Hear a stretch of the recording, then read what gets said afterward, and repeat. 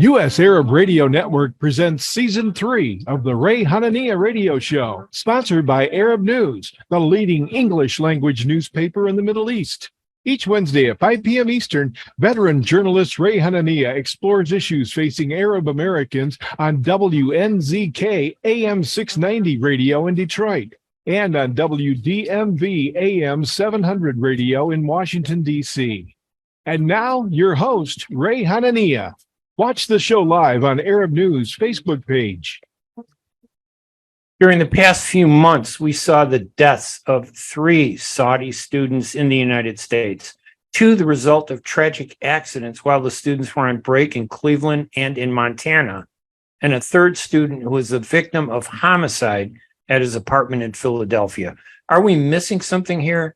In segment 1, we're going to speak with Abdullah Al-Gheraibi, the father of 25-year-old Al-Waleed Al-Ghareibi, who was murdered on January 23rd by a 19-year-old woman who attempted to rob him after she asked him for help to get something from her apartment. The suspect, Nicole Marie Rodgers, lived in the same building and has been charged with the murder. In segment 2, we will speak with Gina Kerzman, the spokesperson for Glacier National Park, on another Saudi student who died, Atheer Al-Khalban, 28. Al-Khalban drowned on Monday, May 22nd in Avalanche Creek in Glacier National Park in Montana after falling off a rocky overhang. We have some photos that we're going to play if you watch the video presentation of this radio show.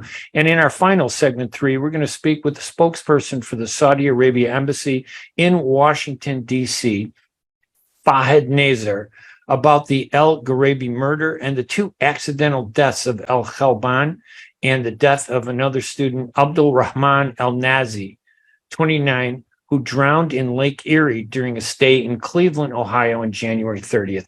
In each case, the Saudi embassy worked to help the families of each of the student victims. In addition, and we're going to shift gears, Mr. Nazer will also discuss the return of the 2 Saudi astronauts, Rayana Barnawi and Ali Al-Karni, who spent 8 days on the International Space Station, where they conducted a series of science experiments. I'm Ray Hanania. We're going to take a quick break, and when we come back, we will begin these interviews. We will be right back right after these messages. ArabNews.com, bringing you breaking news from across the Middle East and the latest on Arabs in America. Get inside the latest headlines with expert analysis and insights at ArabNews.com. Join over 5 million Facebook fans and over 10 million monthly readers. ArabNews.com, news that matters to you. Our noses can sniff out all kinds of things, good things and bad things. Your nose knows if those sniffles are just a cold, allergies, or COVID-19. So if you want to be sure, swab and test your nose for answers. It's good to know. Find testing information and resources at michigan.gov/COVID test. A message from the Michigan Department of Health and Human Services.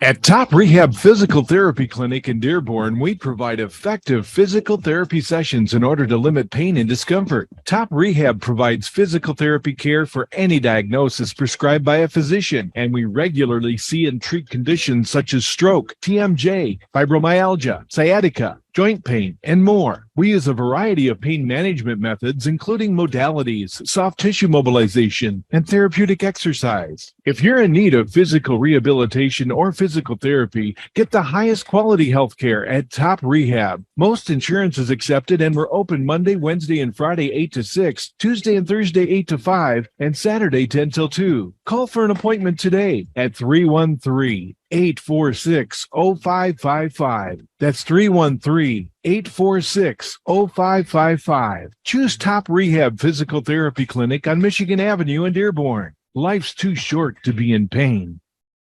My guest today is Abdullah Al-Gheraibi. This is a very sad interview on my part and involves a very tragic story of the murder of his son, Al-Waleed Al-Ghareibi, last January 23rd inside his home in Germantown, Philadelphia. Waleed, who was only 25 years old, was a student studying in Philadelphia on a scholarship. The suspected assailant in the killing is a woman named Nicole Marie Rodgers, 19, who's from originally Columbus, Georgia. She is charged with murder, robbery, burglary, and theft. 2 weeks ago, Mr. Al-Gheraibi was honored, and his son's memory was honored when he was invited to accept the graduation degree from the university that Waleed was attending in Philadelphia on his son's behalf. Mr. Al-Gheraibi, thank you for talking to us about this and for joining us. Thank you very much. Let me just start out by first tell us about your son, Waleed. Yeah, it's very difficult to describe your son. I mean, just if he's as nice as Al-Waleed, really. He's, I'm not saying this because he's my son, but that he's very, very, very nice guy. He's always laughing, I mean, smiling. I mean, just we never had any issues with them. I mean, just, you know, he never, he always accepts our this conversation and whatever we ask him to do. And when we ask him to do something, he just discusses it, and he never refuses things just right out. And he was a very good person. I'm just, I never heard that he has problem with any of his friends or colleagues at school, or he was always smiling. He was always obeying. I mean, just what I say. He's very nice. He is really, really nice person. I just as a father, he helped me in a lot of things here. I helped his brother too. His brother is hard of hearing, and he goes to a deaf school in Texas. Graduated, he got the diploma of it, but yeah, he helped his brother, I mean, all along in every aspect of life, really. We don't see much of him. I mean, he's been out of Saudi for about like 12 years, since 2009. He was studying abroad. I mean, just when he joined me, working outside Saudi Arabia. First it was in Australia for 4 years, then the rest of it is here in the United States. He likes technical things. I mean, he always likes to fix things. I mean, just and very smart with computers and these small technician things. Yeah, he ended up, I mean, studying computer science, and that's what when he graduated and got his degree in computer science.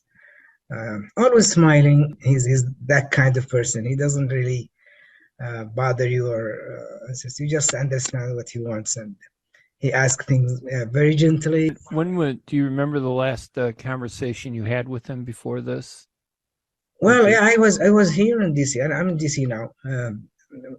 Yeah, I was here in DC, and his brother finished school in Texas. Graduated and came in here in DC, going back to Saudi Arabia, and he joined us. I mean, just for a weekend. He came from Philadelphia just the weekend before. He came Friday and he left Sunday.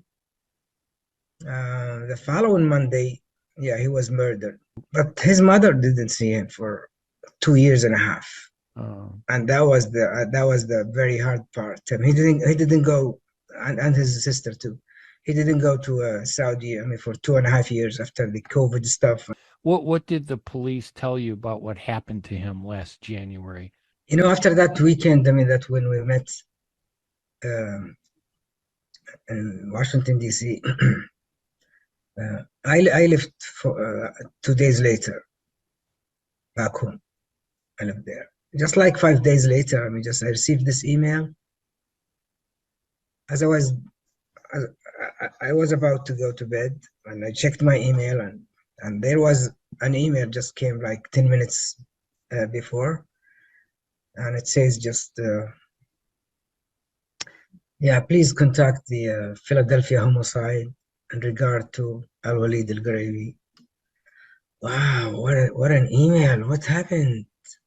Oh, homicide. That means that was very, very hard to homicide. That means, did he die? Or was he killed? Or did he kill someone? That's the only thing, I mean, you think about. I mean, it's not like Philadelphia police. If it was like Philadelphia police, I would say about 20 things you can think about. You have possibilities of anything happened.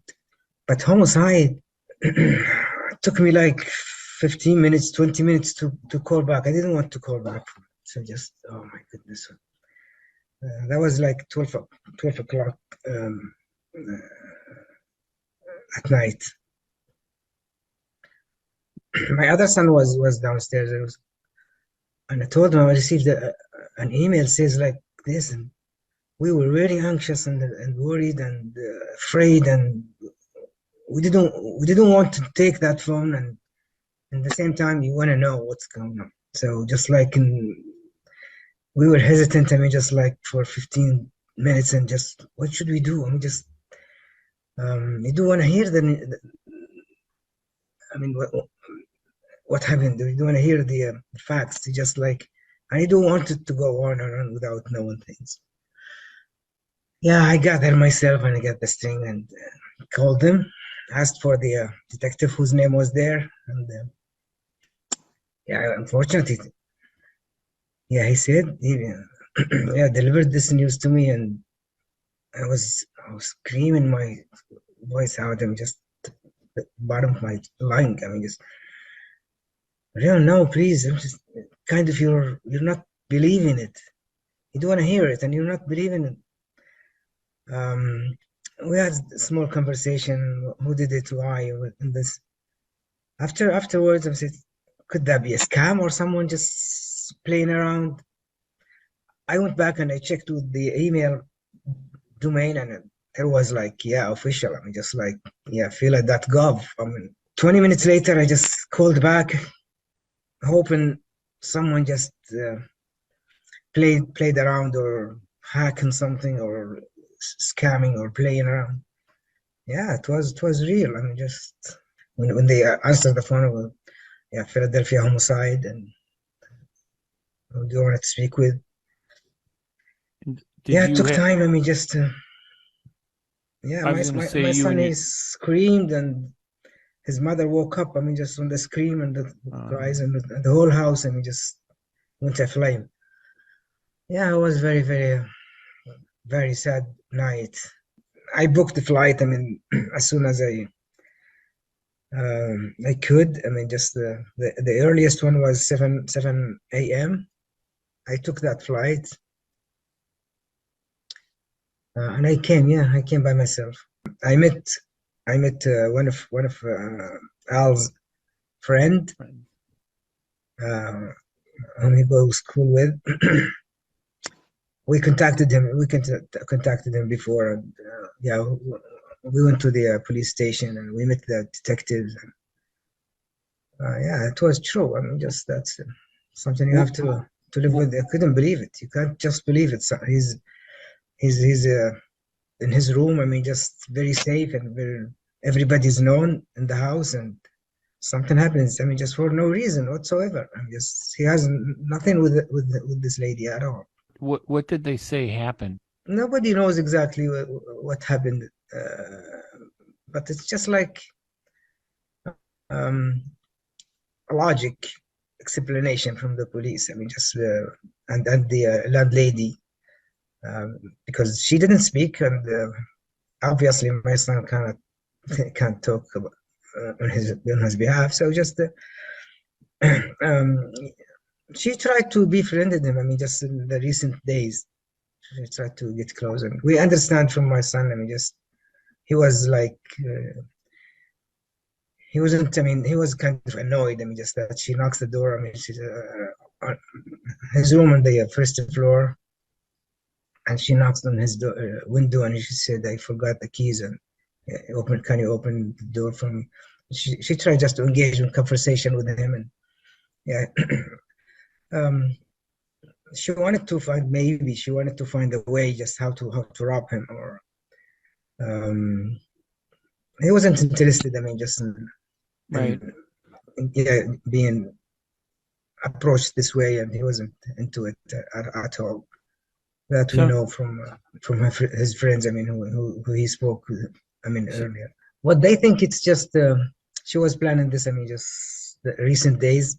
I mean, she wasn't following him, or it just came into her. I mean, just like it's to me. I mean, just like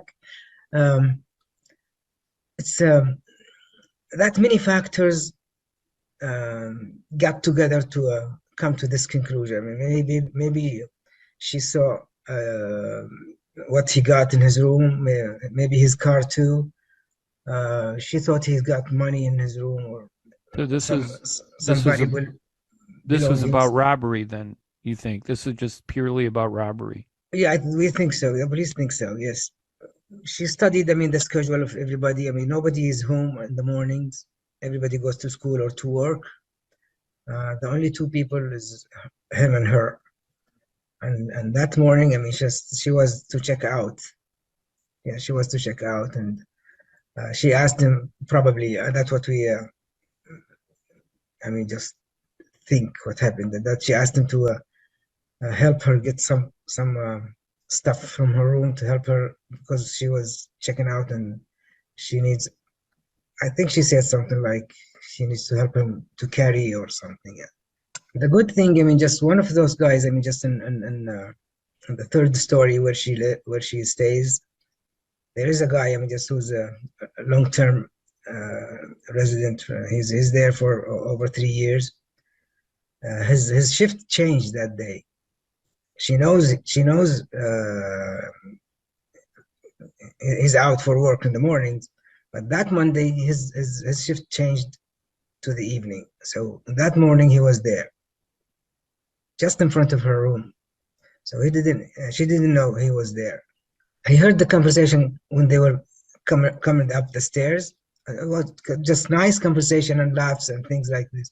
And she wanted to make him feel at ease and off guard. And that's what happened. I mean, she most likely she walked behind him and let him walk in front of her, going to her room.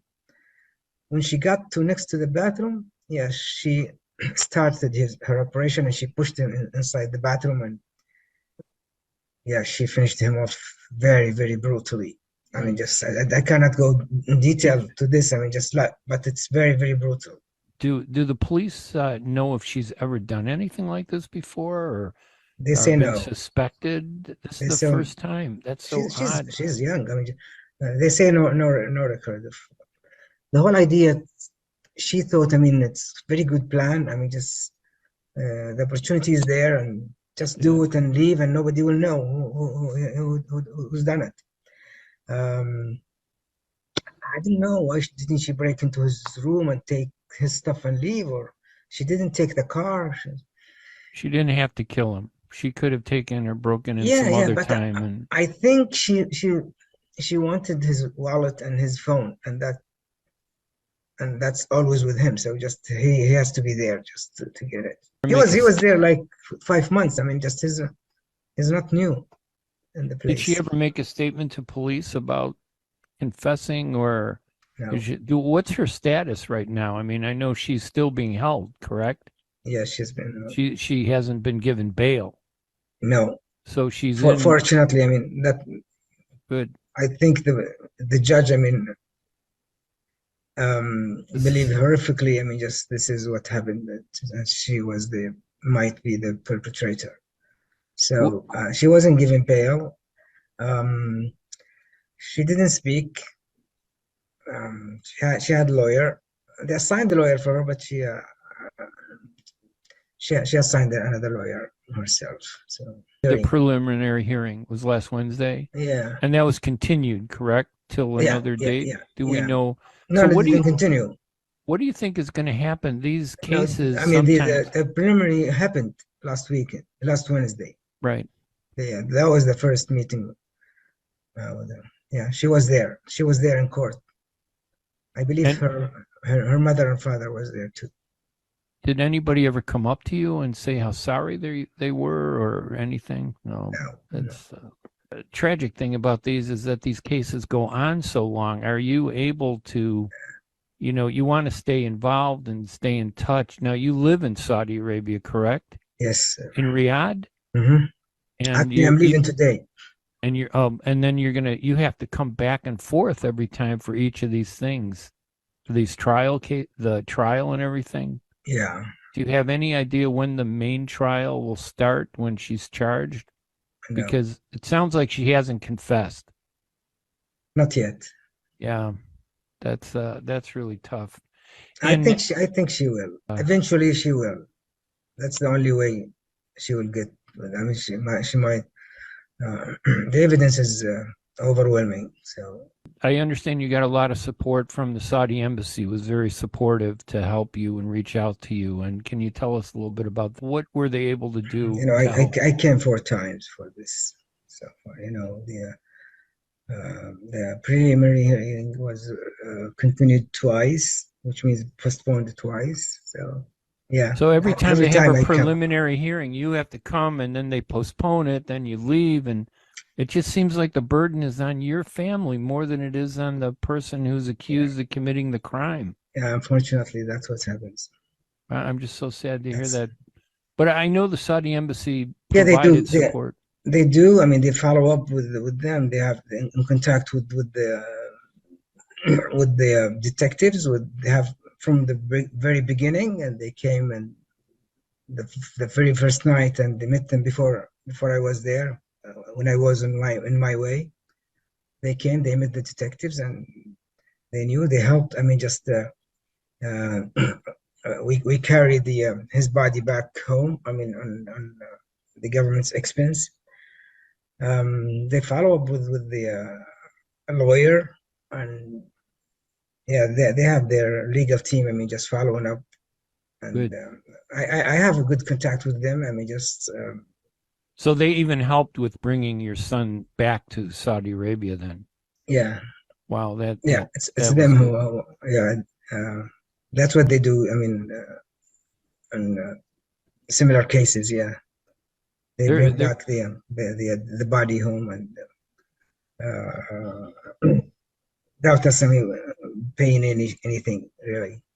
Just it's very expensive, and really, I really thank them, thank the government. I mean, just they've taken all the financial burden on it. Wow. But still, I mean, just emotionally, very hard on us as a family.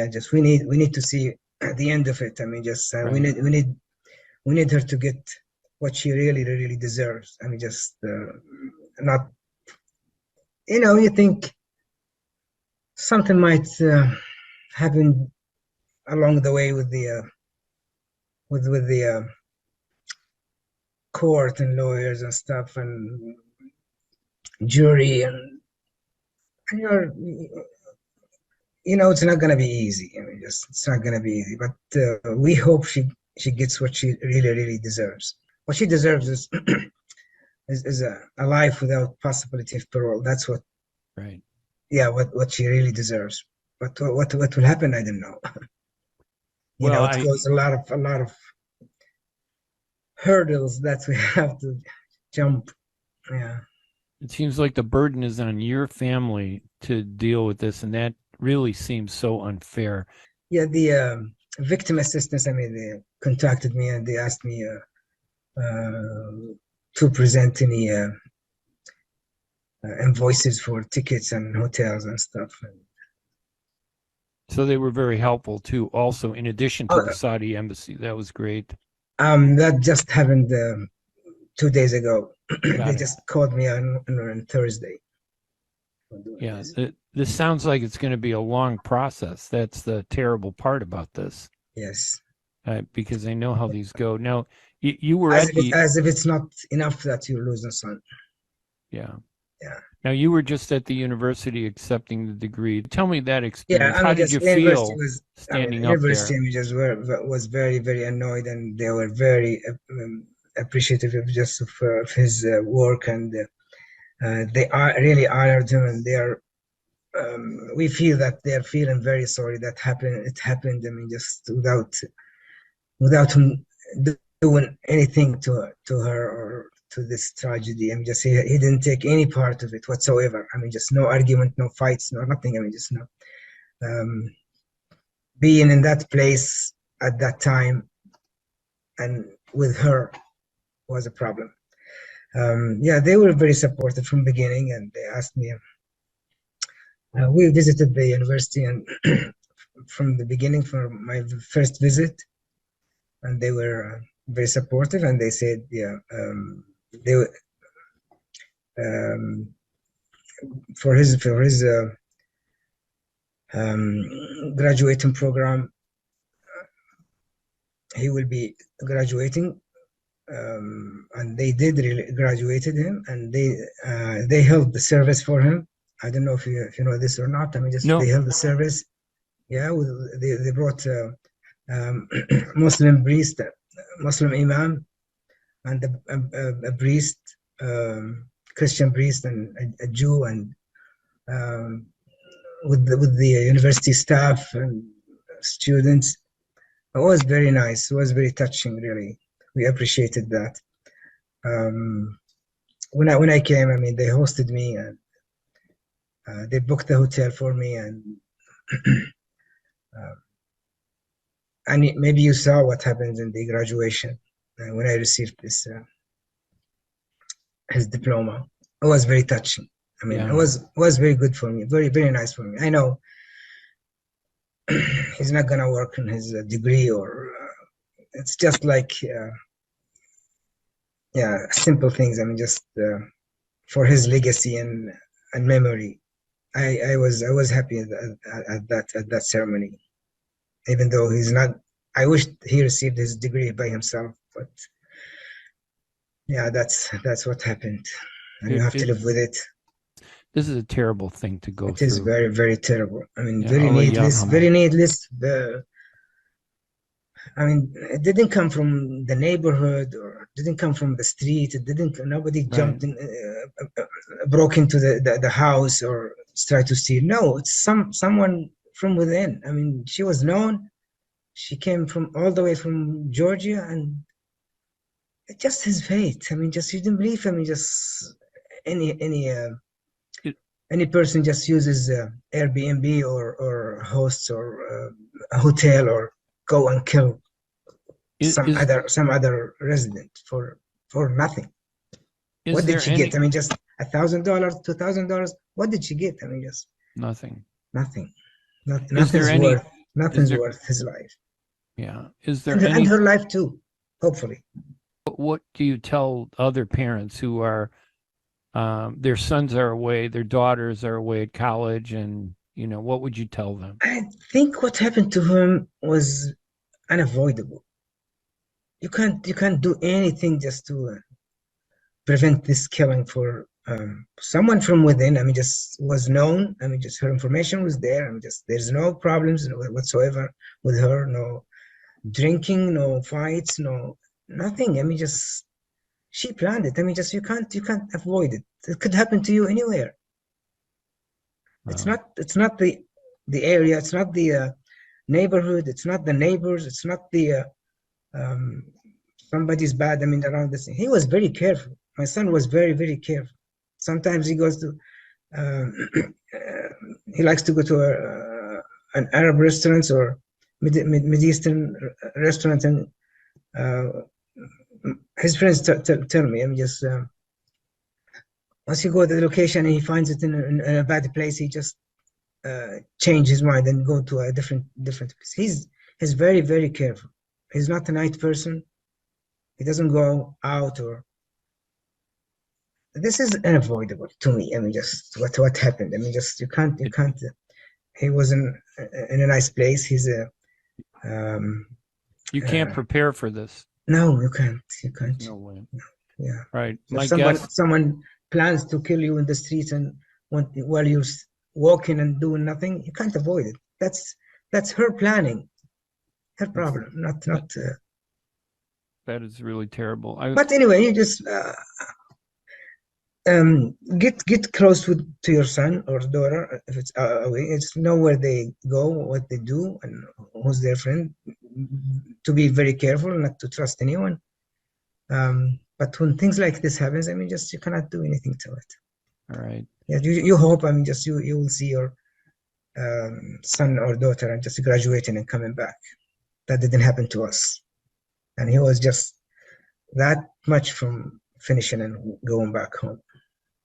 That's really sad. Allah yarhamu. He has his fiance. He's planning to get married, and I'm building an apartment for him, and he was following up, and just, he chose everything in the apartment, the colors, the tiles, and the doors, and everything. He is very eager to come back and for his apartment, to get married, to get employment, and everything's good for him. I mean, just in the next year. I'm so sorry. Thank you, Mr. Abdullah Al-Gheraibi. This is a very difficult interview, and it's a very sad story, and we offer our condolences to you. Al-Waleed sounds like a beautiful son that anybody would be proud of, and just so nice from the way you described him. And this tragedy could almost happen to anybody. And I'm just so sorry that it did happen to you. Thank you very much. Thanks a lot, Ray. You're welcome.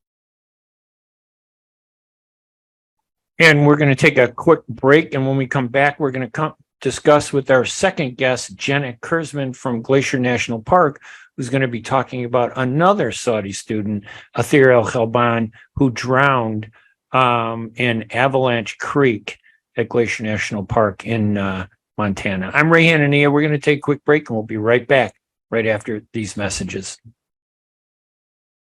ArabNews.com, bringing you breaking news from across the Middle East and the latest on Arabs in America. Get inside the latest headlines with expert analysis and insights at ArabNews.com. Join over 5 million Facebook fans and over 10 million monthly readers. ArabNews.com, news that matters to you. Were you recently at the emergency room, urgent care, or at your doctor's office being told you need a hand, wrist, or elbow specialist? At the Katranji Hand Center, we offer the latest techniques in hand, wrist, and elbow care. From sports injuries to work injuries to everyday hand, wrist, and elbow problems, the specialists at Katranji Hand Center are here to get you back on track. Call us in Troy today at 248-869-4263 or visit us at katranjihandcenter.com to schedule your appointment today. In a perfect world, everyone would be a perfect driver. Hands at 9 and 3, everyone. 9 and 3. Everyone would follow all the rules. Please, go ahead and merge. I'll make room. Thank you, fellow driver. And nothing unexpected would ever happen. Even the squirrels would know the right time to safely cross the road. In this perfect world, you wouldn't have to wear a seatbelt. But in case you hadn't noticed, we don't live in a perfect world. About 1,000 people in Michigan die each year in vehicle crashes, and thousands more are injured. Wearing your seatbelt reduces your risk of death in a crash by 45% in a car and by 60% in a pickup truck. So until we find a perfect world to drive in, make our imperfect world safer by buckling up. A message from the Michigan Office of Highway Safety Planning. Ziyad brand. Quality products from our family to yours. Ziyad Brothers Importing offers the finest quality products, including brands like Sultan, Kraft, Nestle, Hook, Rico Picon, Donna, and many more. Ask your retailer to carry these fine products because you deserve the very best. For more information, visit our website at www.ziyad.com. That's www.ziyad.com. Ziyad, quality products from our family to yours. Saudi student Atheer Al-Khalban, who was 28 years old, apparently fell off a rocky overhang over Avalanche Creek River at Glacier National Park on Monday, May 22nd. The 28-year-old student was studying in Kansas for a PhD in English language. I want to welcome my guest, Gina Kerzman, the Public Affairs Officer for the National Park Service, which oversees Glacier National Park in Montana, to share with us what happened. Welcome to the program, Gina. Thank you. Yes, thank you for having me. And sorry it's under these types of circumstances. Tell us what we know about Atheer's drowning. What were the circumstances that what happened? Atheer was hiking a very popular trail in Glacier National Park that is known as the Avalanche Lake Trail.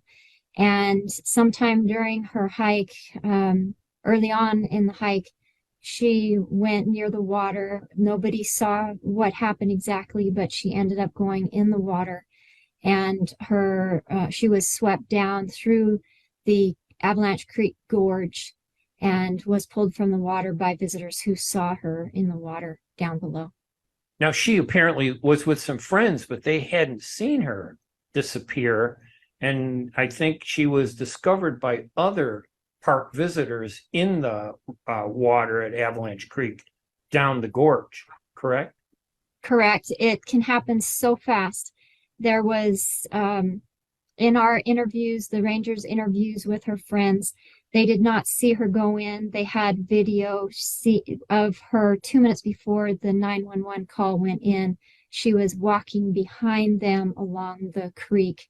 And, it can happen in just a second when you have running water that's running at the levels that it is right now in Montana and in the park. We've got it's spring runoff time. So it can happen quickly. And I saw pictures of the gorge and the trail, which I'll show during the interview. The gorge is so narrow and it looks dangerous. Tell us what happened. Some other visitors who were down below, so she fell in above the gorge, above the falls there. And then the people who are down below on the Trail of the Cedars Trail, which is a boardwalk before you branch off and go on to the Avalanche Lake Trail, saw her in the water, pulled her from the water, called 911.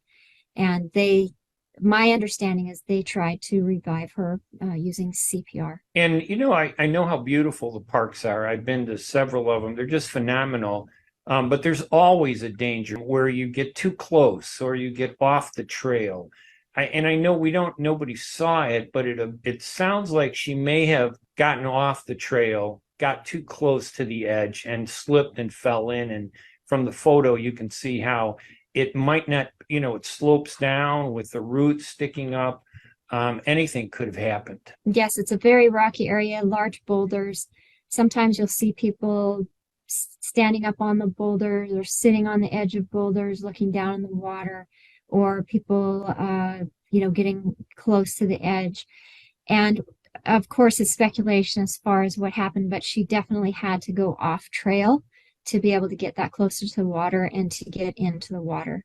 Her friends said that she enjoyed being near and in water and would often call to them and want them to follow her in her adventures. And so, but in this situation, she was alone. How unusual is something like this? We have over 400 parks in our system. They're all different. Some of them, you go see monuments. They don't all have water in them. Okay. But how often does that happen? Well, I would like to say that it doesn't happen very often, but unfortunately, the number one cause of death in Glacier National Park is drowning. So we have a lot of people who just don't, they underestimate the danger involved with the waters. A lot of people are drawn to the waterfalls.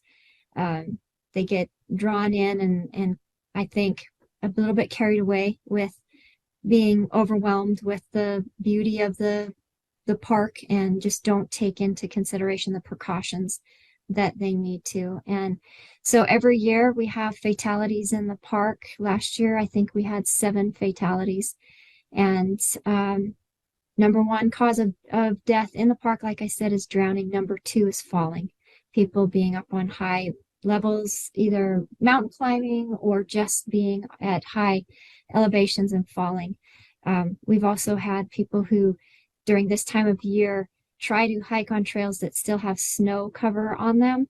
And they, instead of stopping and turning around, they try to cross the snowfields and slip and then end up going off very high ledges and falling. And to put that number in a proper perspective, you must have thousands of people that visit these sites. Do we know how many people visit just this one park, Glacier National Park? Yes, we have around 3 million visitors a year. Wow. And of those 3 million, the majority of them come during the months of May through October, because the popular portion of the park, the Going to the Sun Road, is only open during the summer months because it goes up over the Continental Divide and is covered by snow for a majority of the year. So we get a lot of visitors in a small amount of time. I know that it was other visitors that found her. And I know that the people that were with her didn't realize that something had happened to her. How were you able to make the connection with the people she was with? And then, of course, being a foreign student, did it make it difficult to reach, the family and, her friends?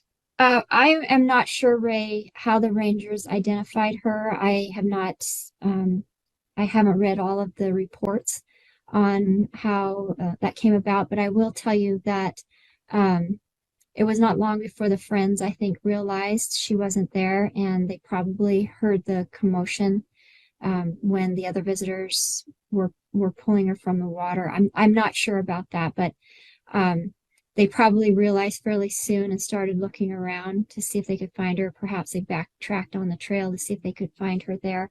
We always assign a family liaison officer who is trained in these types of tragedies to work with family and friends during this time. And so we worked with the Saudi Arabia consulate to be able to contact family and relatives. So we did go through protocol for working with our international visitors. And in this case, unfortunately, with this young lady from Saudi Arabia. Anything else at all that you wanted to add?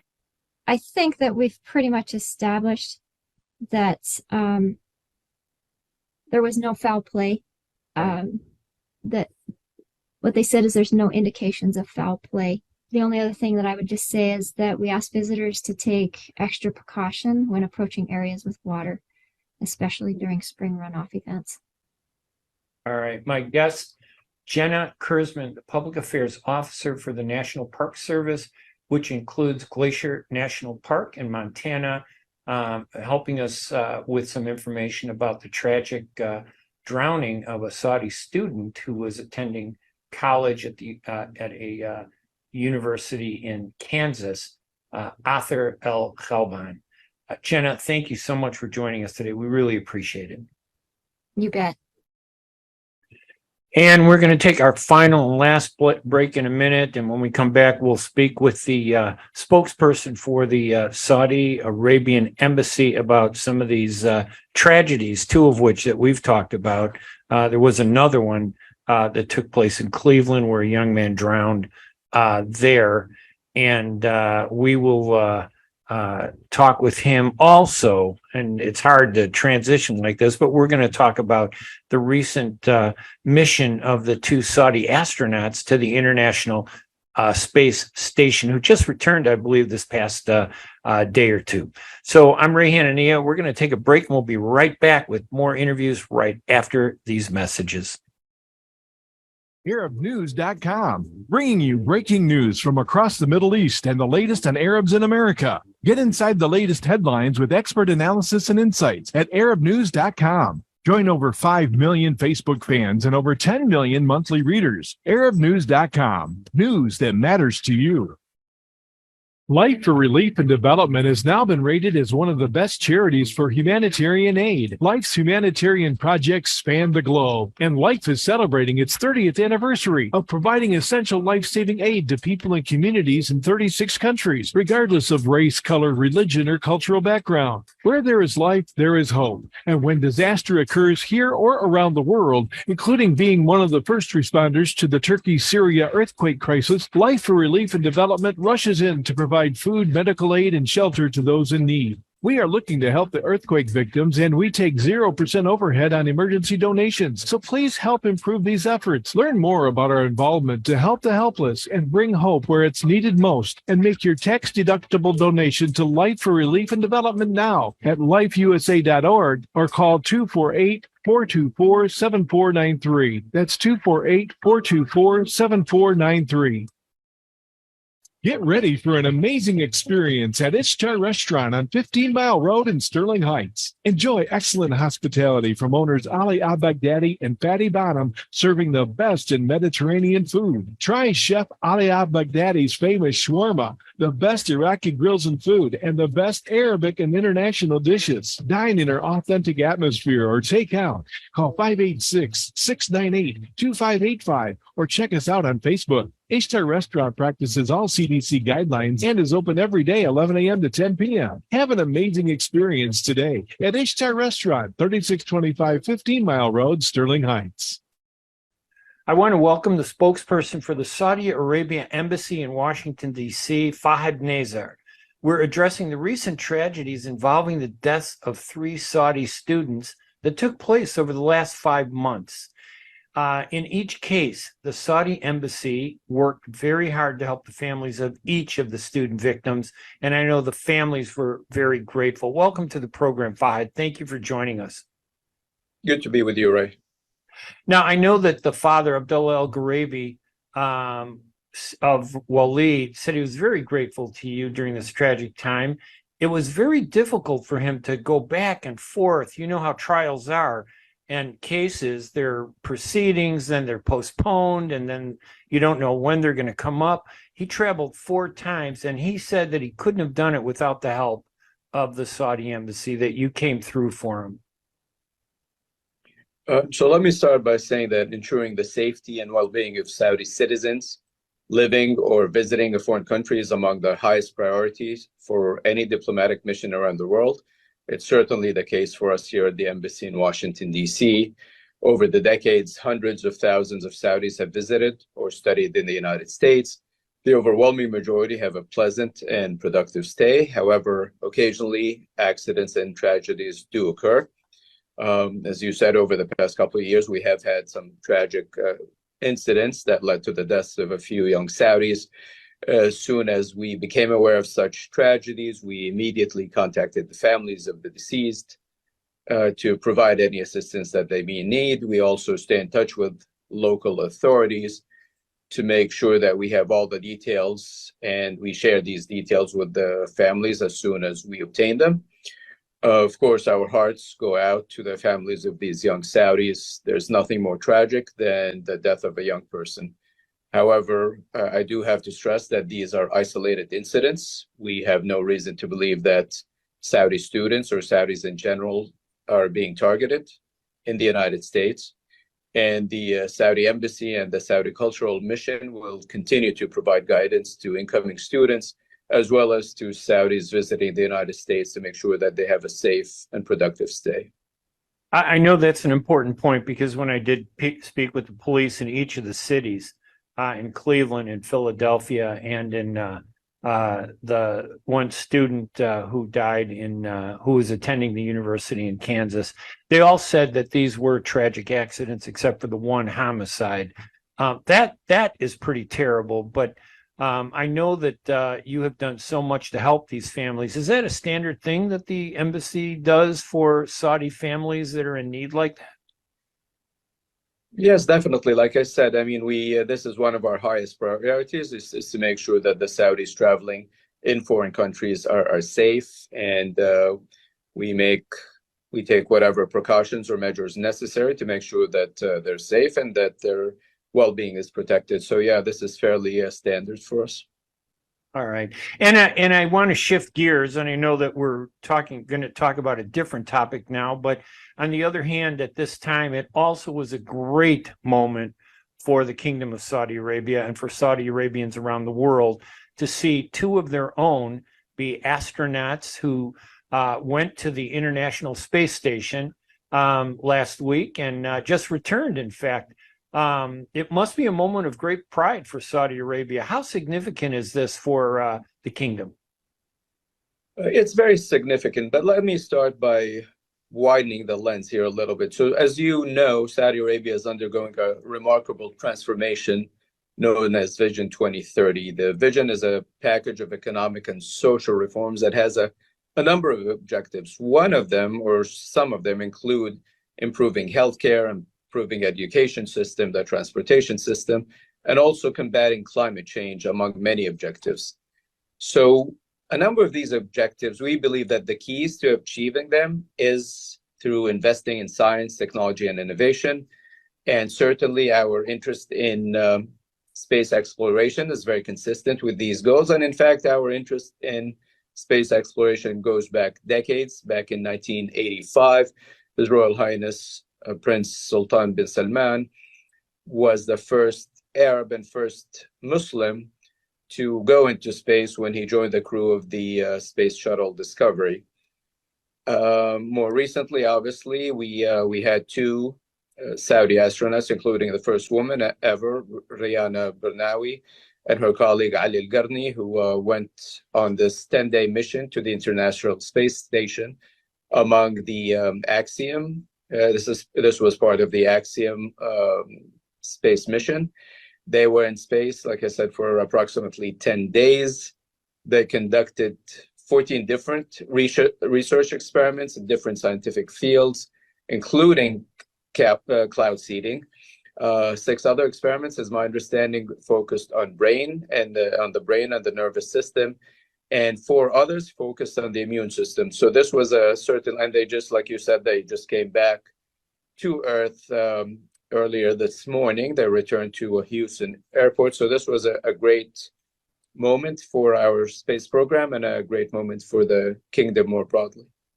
I remember when the first Americans went to the moon when I was young in the 60s, and many Americans were glued to their TV set watching this happen. Was that what it was like in Saudi Arabia to see these 2 Saudi astronauts during their 8-day mission on the ISS?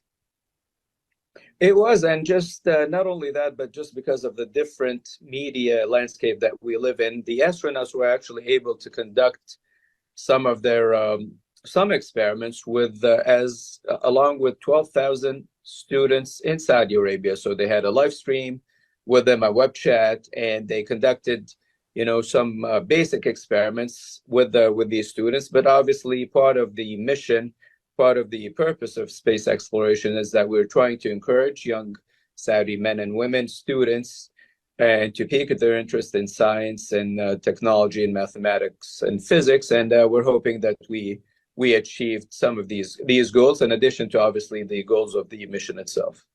And does KSA, does the kingdom have plans for their own space missions, for future space mission travel? Or will it be always in partnership with NASA and Axios or other groups?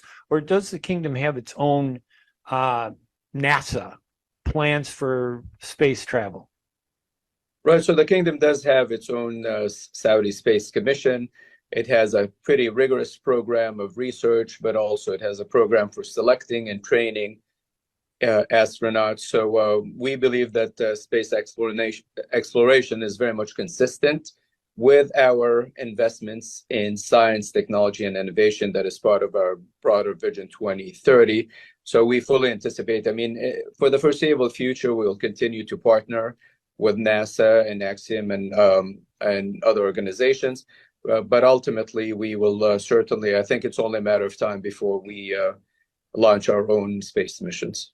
It's great to see that. How many Saudi astronauts do you have on the Saudi Space Force? All right, so that's a question. That's a good question. I don't have an answer to that, but there were. So in addition to the 2 that I named who went on this mission, there were 2 alternates, both of whom were Saudi. And it's my understanding that hundreds of people tried out and were recruited to as part of this program. So much like NASA's own program, it's a rigorous program. Very few people make the cut because obviously there's a lot of physical requirements that are required for people to go into space. But it's certainly something that we're investing very heavily in. And again, it's very consistent with everything we're doing with Vision 2030. And Fahad, thank you so much. Final question. What's the message that the public in Saudi Arabia should take away from the Saudi participation in these space missions? Right. So I think, again, people back in the kingdom were essentially able to see almost every move that the astronauts made, from the launch to the return. The astronauts, like I said, did a few web chats and live streams with the Saudi students. Much of their experience was captured on camera. They shared everything from what they ate to their quarters to including some of the experiments. So in that sense, I think it was certainly very different than when His Royal Highness went to space back in 1985. But this was a very proud moment for us. And I think it was an indication of the commitment of our leadership to science and technology and innovation. And we're certainly hoping that it will encourage a lot of young Saudi men and women to go into whether it's space exploration or other scientific fields going forward. My guest, Saudi Arabia Embassy spokesperson, Fahad Nazir. Fahad, again, it's always a pleasure to talk to you, and thank you for joining us on the program. Thank you so much, Ray. It was a pleasure. And I want to say it was a pleasure to have all of you listening to the radio show in Detroit on WNZK AM 690 or in Washington, D.C. on WDMV AM 700. We appreciate the producers at both of those radio stations that help make this show possible every week through a lot of technical work, putting together the interviews, coordinating everything. Hernan in Washington, D.C., and Mike Chupka in Detroit, in Dearborn, the capital of the Arab American community. And although I have to say these stories of these tragedies for these three Saudi students, and you know, as we know, this is a season where people are graduating from colleges and universities. It's a time when you expect happiness and cheer, and you want to see young people doing very well.